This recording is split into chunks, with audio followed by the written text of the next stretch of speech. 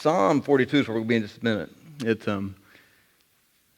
opening verse of Psalm 42 is very familiar. We've heard it, and even we've memorized it. If I told it to you, you'd know it right off. We even sang songs about it.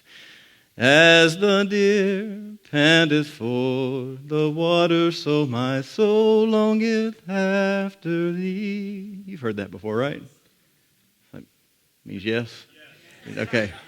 And so that's how Psalm 42 opens, is with that particular verse, and so we're very familiar with that particular verse, and we've memorized it. Songs have been set to it. But Psalm 42 also begins a whole chapter of Psalms. I say a chapter, a whole section of Psalms. It goes from 42 to 49 that are unique compared to the Psalms before it or the Psalms after it. Before it, it was David writing. We called it the Davidic Psalms. And after it, I think we get into some Asaph writings. But 42 to 49 is unique not only in their content, it's got some beautiful Psalms in it, stuff that we're very familiar with. As the deer pants for the water, so my soul longs after you, O Lord. Be still and know that He is God is also in that section. We know that one very well. You maybe don't know where it is, but it's chapter 46, verse 10, if you're looking for it.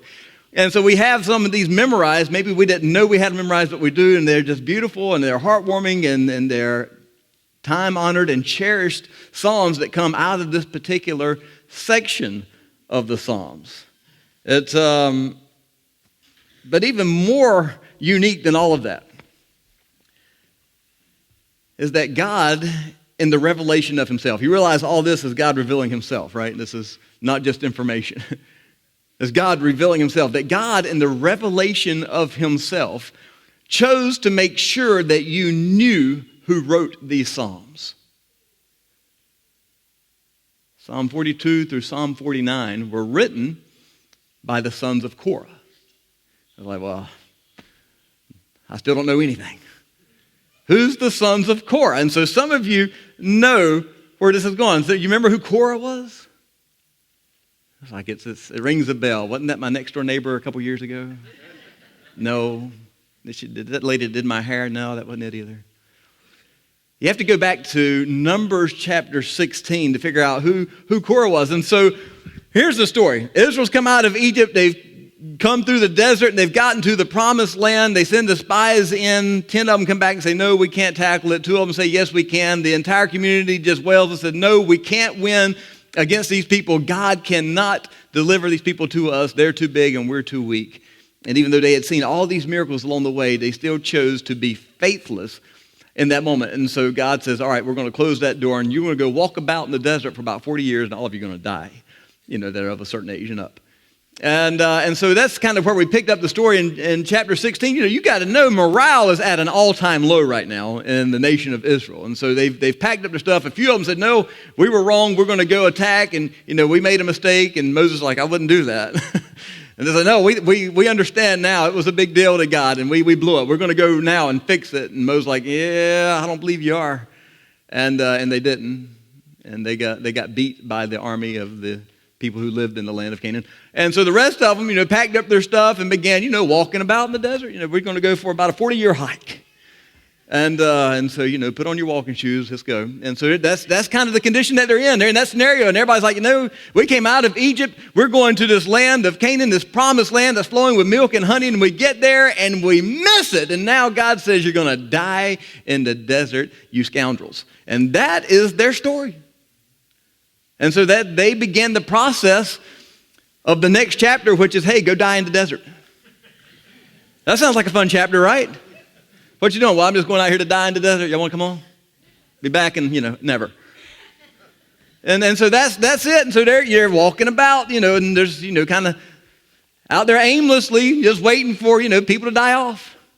So the rest of them can get their stuff and go back. 40 years this is going to take. And so you got to know, I can't think of anything more demoralizing than that. The morale is at an all-time low for these people. And so they're losing their mind. It's like, this is it. This is going to be how my life ends. As I blew it there on the threshold of what God had for me.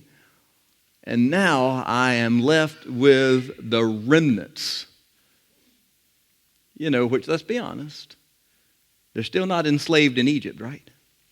So even the remnants of God's best is better than what we can do ourselves without Him. So just, chapter that away somewhere.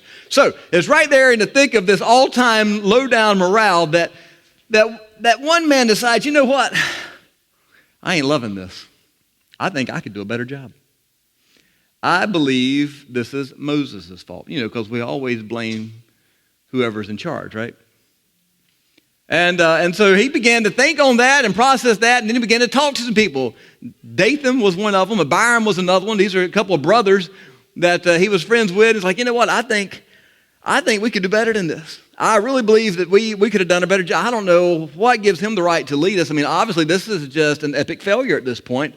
I think I know some blind people could have done a better job than this. And so I think we ought to do something about it. So he began to have these communications within the camp of Israel, and they incited a rebellion. About 250 people joined in on this, and they led a rebellion. And so here's what Korah said. This is known as Korah's rebellion. Even though Dathan and Abiram was also integral parts of it, it is known as Korah's rebellion. This is all on his front step. He began this ball rolling, and so he's going to wear it. And so here's what he said to Moses. He said, Moses, you done gone too far. That's scripture. Look at it. He says, you gone too far. You done gone too far, Aaron. And so he says, look, this is enough. You blew it, man. You brought us to the promised land. You promised us this land of milk and honey. You didn't deliver. We've been walking in the desert. Nothing's happening. There's no purpose. There's no plan. There's no point. I think it's time to make a change. He says, who do you think you are to set yourself up above us? The entire congregation is holy. What gives you the authority to be our leader, our ruler? And so Moses, he's a pretty humble guy. And so he falls down on his face. Him and Aaron both, and they're before God and before the congregation of Israel, and he says, here's what we're going to do. Come back tomorrow, bring your fire pan. They had these pans that they would use, and bring your fire pan and offer fire before God and put some incense on that in the morning before the Lord. And God is going to show us who it is that he has chosen, and the person that God chooses, the person that God sets apart, that's his person. And so this is how we're going to do this. And so, he's compassionate. He's trying to work this thing through. He wants them to see God's will in this. But then he gets fired up. There's a little bit of fire inside of Moses too, remember? And this was Korah. And so then he sent for Dathan and Abiram. He understood that they were part of this whole thing too. And so he sent for them to come and so he could chat with them as well. And they said, no, we're not coming. You don't send for us. You're not over us. You're not in charge of us. Who do you think you are? Now, this is the RJS version. And then they said something that was odd. It's like, now what they said basically, what are you going to do to us now? Put out our eyes? I'm like, well, that's weird, right? I mean, I can think of a lot of steps you get to before you poke somebody's eye out, right? Like, no, I was going to shoot your dog first, then we're going to talk about it after that, I figure once you let me, something, kill your horse. I'm not sure, but I'm saying that seems like a pretty far jump. And you got to understand in context of how they lived then, that is not a far jump, because when a king would conquer people, oftentimes he would put out their eyes. If you had a rebellion against a king, he put out, remember Samson? He rebelled against the Philistines, and so they figured, well, if he can't see, he can't do so much damage anymore, right? And so that was kind of how they processed things in that time period. If a king would conquer somebody, sometimes he put out their eyes so that they could no longer be a problem for his kingdom. And so they're saying, hey, I guess next you're going to put out our eyes because you're the king over us now. And so it was kind of this cut that they made toward Moses. Scripture says Moses got angry. He didn't say anything to them, but he said something to him. And he said, God, do not respect their offering. Rip them a new one. He didn't say that. He didn't. That was RGS. He didn't say that. But he did say, God, do not respect their offering. He said, I've not taken one donkey from them. I've not mistreated a single one of them. And so Moses told Korah, I tell you what, you and your followers be here tomorrow. It's like a showdown, right? It's like, it felt fun to me when I read it. You be here by tomorrow, high noon. I don't know. But that's what he told them. And so, again, each you take your fire pan, present it before the Lord, and God will tell us who's who. And so they did. The next day they show up. They got their fire pans, their incense, they're all there. And it says the glory of God came down in front of the congregation. Sometimes it happened somewhere in a tent, and the congregation just, knew stuff was happening, but they didn't see it. This time they saw the glory of God come down. They saw the power of God come down, and it says as much. And so they were visibly saw this thing happening. And here's what God says to Moses and Aaron. He says, separate you two from this congregation of people. I'm going to kill them. And again, we know the heart of Moses because we've seen this over and over, because this is not the first time that God has said this about Israel. And so, of course, him and Aaron fall down on their face like, no, Lord, don't kill the whole congregation. Be merciful.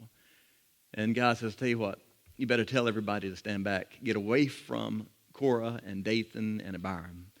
And so Moses and Aaron go into the congregation and says, hey, get away from them. Don't touch anything that they have. Stand back away from them.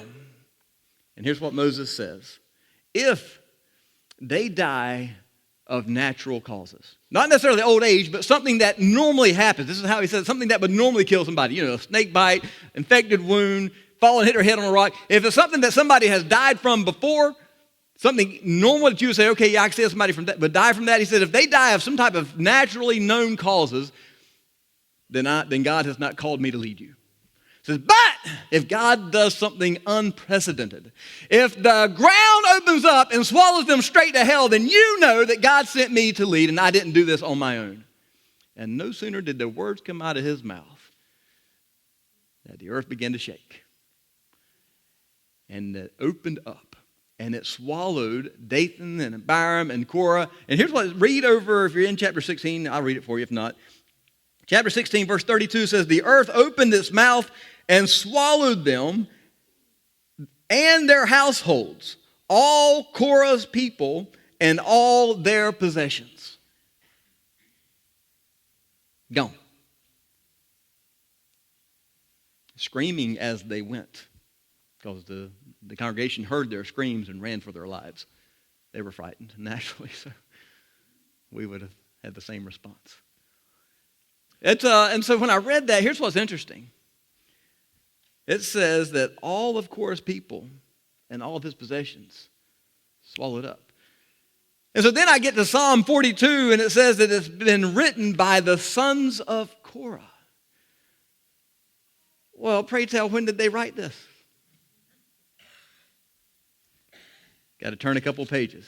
If we turn over to Numbers 26, here's what it says. Sons of Eliab were Nemuel, Dathan, and Abiram. I told you there were a couple of brothers there. And it goes on to give us more information. It says, Dathan and Abiram, remember, was chosen by the community who fought against Moses and Aaron. They and Korah's followers fought against the Lord. And the earth opened its mouth and swallowed them with Korah when his followers died, and fire consumed 250 men. We didn't read that part, but that was also in chapter 16. It says, and these people serve as a warning sign. Then verse 11, chapter 26, out of the blue, God says, the sons of Korah, however, did not die. Well, that's interesting. Why not?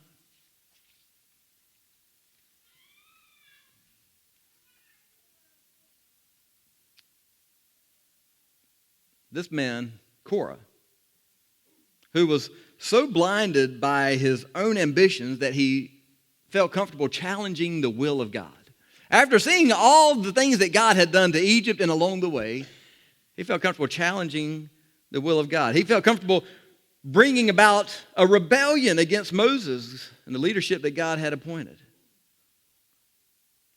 This man, Korah, his death was designed to demonstrate God's displeasure. This man who was completely out of God's will so badly that he incited an entire congregation of people, 250 plus people, to come along with him to immediate death, basically, as they fought against the Lord.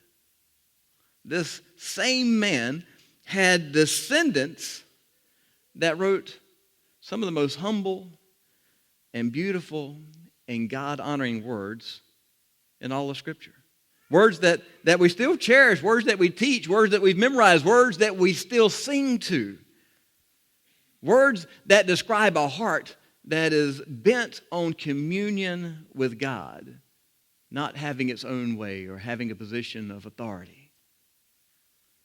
Reverend Kolinich maintains that the sons of Korah are the fruit of God's mercy. Here's what's amazing. God, whenever he knew that they were going to write this, obviously he knew it, 42 through 49 of the Psalms, he not only knew they were going to write it and that we were going to have those words, but he wanted to make sure, as he revealed himself to us, that we knew who wrote these words. He wants to say, hey, you remember Korah? That guy that was so terrible that I swallowed him straight to hell. Remember that guy? His sons wrote these words you're reading right now. His descendants penned these phrases. As the deer pants for the water, so my soul longs after you.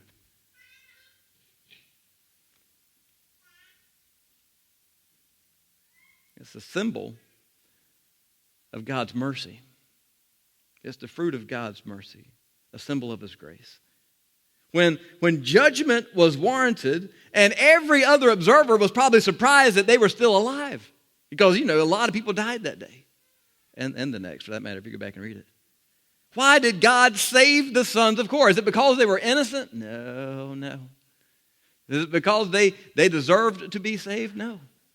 It's because it is who he is. It is the nature of God. Again, God's trying to demonstrate to us who he is here, not just give us information. And so when we get to the Psalms 42 to 49, we're like, oh, those are beautiful, those are great. Wait a minute. Those are written by the sons of Korah. That scoundrel who back some years ago tried to incite rebellion against God's purpose and God's plan and God's people, that's his descendants wrote these words. Wow. That's amazing. For all the beautiful words in those Psalms, I think what makes them more beautiful is the reality of who wrote it. What's even more beautiful to me than the message within it is the message that is not written. And here's what the message that is not written says. Your past does not define you. Your pain does not define you. Your failure does not define you. Your family does not define you. Today we stand at the threshold of a new year. Maybe 2021 was not your best. And you don't have to raise a hand on that. Maybe you were not your best in 2021. Or maybe it was 2020 or 2019 or 18 or 17, whichever how far back you want to go. Robert Hastings gives us some advice on that.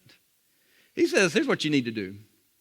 Close the door on yesterday and throw away the key. He says it's not the burdens of today that drive men mad, but rather regret over yesterday and fear of tomorrow. Regret and fear, twin thieves that would rob us of today.